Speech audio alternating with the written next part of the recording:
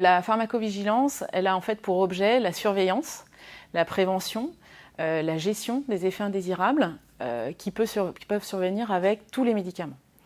Donc il y a pour cela un système de pharmacovigilance qui est organisé en France et plus particulièrement au sein des laboratoires pharmaceutiques afin de garantir la sécurité des patients et le meilleur rapport bénéfice-risque pour chacun des médicaments.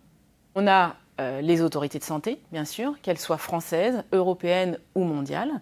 On a les médecins, les professionnels de santé qui ont un grand rôle à jouer au niveau de la déclaration des effets indésirables, qui les déclarent auprès des autorités de santé ou alors auprès des laboratoires. Et on a les patients et les associations de patients qui prennent un rôle de plus en plus important dans la déclaration des effets indésirables.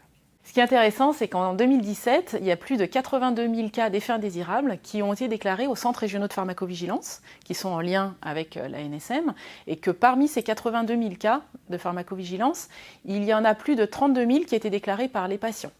Donc on voit que les patients prennent de plus en plus de place et de plus en plus leur rôle en tant que déclarants d'effets indésirables.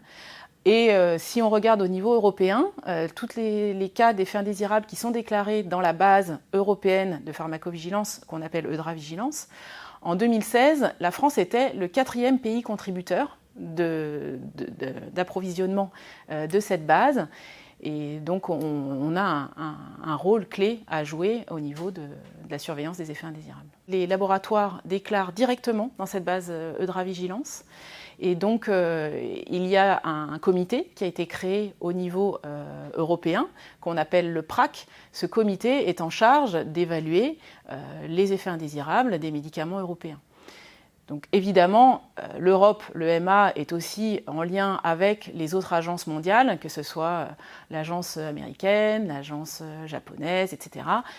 Donc on est de plus en plus dans un système qui est globalisé.